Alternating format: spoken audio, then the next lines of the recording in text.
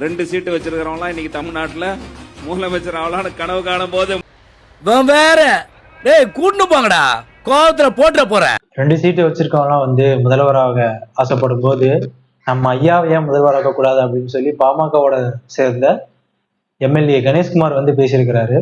சரி, நாங்க 2 சீட்டு வச்சிருக்கோம், 4 சீட்டு வச்சிருக்க உங்கள்கிட்டயே தாவக அரசு வரல, உங்களுக்கே அமைச்சரவை இடம் கொடுக்கல. ஏன்னா நீங்க யாரு, உங்களுடைய கொள்கை என்ன, நீங்க எந்த கட்சியோட கூட்டணி வச்சு ஜெயிச்சீங்க, எல்லாமே மக்களுக்கே தெரியுமே. இன்னைக்கு தலைவர் தொல் திருமாவளவர்கள் மேல ஒரு ஊழல் வழக்கு கூட கிடையாது. மத்திய அரசா இருந்தாலும் சரி, மாநில அரசா இருந்தாலும் சரி, எதுக்குமே பயப்படாம அவருடைய கருத்துக்கள்ல கண்ணீர் வைப்பாரு. ஆனா ஐயா அன்புமணி அப்படியா? 2004 இருந்து 2009 வரைக்கும் அமைச்சரவை மத்தியில வந்து மருத்துவ அமைச்சரா இருந்தாப்புல. அப்போ மருத்துவக் கல்லூரிகளுக்கு முறைகேடா அனுமதி அளித்தாருன்னு சொல்லி அவர் மேல சிபிஐ வழக்கு இருக்கு, இன்ன வரைக்கும் அது இருக்கு. அந்த வழக்கை பயங்காட்டி தான் பாஜக அரசு அவர் கைக்குள்ள வச்சிருக்குது. இது நாள் வரைக்கும் பாஜக எதிர்த்து ஏதாச்சும் பேசியிருப்பாரா, போராட்டம் பண்ணியிருப்பாரா? எத்தனை பிரச்சனைகள், தமிழ்நாட்டுக்காக உரிமைக்காக பாடுபட்டு இருப்பாரா? இன்னைக்கு ஏதோ அப்பப்ப ஏதோ லைட்டா ஒரு சின்ன செய்திகளை மட்டும் சொல்லி விடுறாரு. விடுதலை சிறுத்தைகள் கட்சி சாதி ஒழிப்பே மக்கள் விடுதலை என்ற கருத்தை அடிப்படையை வச்சு புரட்சியாளர் அம்பேத்கர், தந்தை பெரியார், கார்ல் மார்க்ஸ் அவர்களுடைய கருத்தியலை அடிப்படையை வச்சு பயணிக்கக்கூடிய கட்சி. ஆனா பாமக அப்படியா? போலியான சாதி ஒழிப்பு, மறைமுகத்துல சாதி வெறியை தூண்டுறது, பல்வேறு சாதி கலவரங்களுக்கு வந்து காரணகர்த்தாவா இருந்த கட்சி. எத்தனை மக்கள் உங்களால பாதிக்கப்பட்டிருப்பாங்க, எத்தனை மக்கள் உங்களால வந்து வீடுகள் இழந்திருப்பாங்க, எத்தனை மக்கள் மேல வழக்குகள் வந்திருக்கும். ஆனா இன்னைக்கு நீங்க அதுக்கெல்லாம் பொறுப்பேற்றிருக்கீங்களா? இல்ல அந்த மக்களுக்கு ஏதாச்சும் நன்மை செஞ்சிருக்கீங்களா? ஒண்ணுமே கிடையாது. நீங்க ஆட்சியில வரணும், நீங்க அதிகாரத்துக்கு கைப்பற்றணும், நீங்க நல்லா இருக்குன்றதுக்கோசரம் அந்த மக்களை தவறா பயன்படுத்திட்டு இருக்கிறது பாமக. இப்ப போன எலெக்ஷன் நீங்க எடுத்துக்கங்க, அப்பாவுக்கும் மகனுக்கும் சண்டை. எதனால சண்டை? மக்களுக்கு நல்லது செய்யணும்னா, இல்ல அவர் சார்ந்த சமூக மக்களுக்கு இந்தமான நல்லதெல்லாம் நம்ம செய்யணும், அதுக்கு முரண்பாடா நீ இருக்கிறேன்னு சொல்லி சண்டை வச்சாங்க. கிடையவே கிடையாது.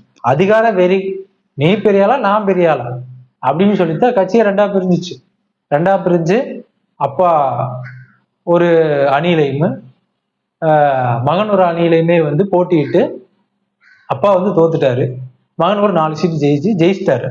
அந்த தோல்வியின் காரணமா வந்து அரசியலை விட்டு இப்ப போயிட்டாரு. இன்னைக்கு தலைவரா வந்து திரு அன்புமணி ராமதாஸ் இருக்கிறாரு. இந்த கேலி கூத்த நம்ம எங்கேயாச்சும் பார்க்க முடியுமா? வாரிசு அரசியல்னு சொல்லி திராவிட முன்னேற்ற கழகத்தை வந்து விமர்சிச்ச இன்னைக்கு நீங்க என்ன பண்ணிட்டு இருக்கீங்க? ஐயா மருத்துவ ராமதாஸ், அவருக்கு அடுத்து அன்புமணி ராமதாஸ், இனி அடுத்து அவரோட மகன் தான் வருவார். பேருக்கு மட்டும்தான் பாட்டாளியா? பாட்டாளிகளுக்கு அதிகாரம் கொடுக்க மாட்டீங்களா நீங்க? இந்த மாதிரியான பல்வேறு குற்றச்சாட்டுகளை அடுக்கிக்கிட்டே போலாம். அதனால தலைவர் திருமாவர்கள் வந்து என்னைக்குமே வந்து பதவிக்கோ பணத்துக்கோ ஆசைப்படுற ஆள் கிடையாது. அப்படி ஆசைப்பட்டிருந்தா இன்னைக்கு எவ்வளவோ பெரிய பதவிகள் வந்து அவர் காலு கீழே கிடக்கும். அதையெல்லாம் உதறி தள்ளிட்டு மக்களுக்காகவே மட்டும் நிக்கிற ஒரே ஒரு ஒப்பற்ற தலைவர். நீங்க 4 சீட்டு வச்சிருக்கலாம், 10 சீட்டு வச்சிருக்கலாம், எத்தனை சீட்டு வேணா வச்சிருக்கலாம்.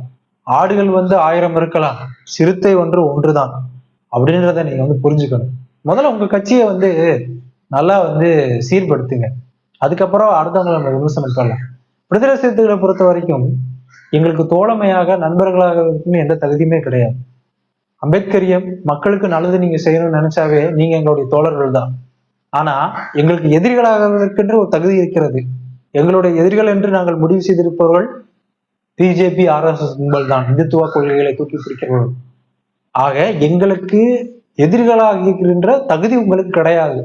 அதனால் தேவையில்லாமல் குறைப்பதை விட்டுவிட்டு உங்கள் குறைகளை சரி செய்ய பாருங்கள். மேலும் இது மாதிரியான வீடியோக்களை நீங்கள் தொடர்ந்து பார்க்க வேண்டும் என்றால் ட்ரூ ஸ்டார் தமிழ் சேனலை வந்து சப்ஸ்கிரைப் பண்ணுங்க. நன்றி.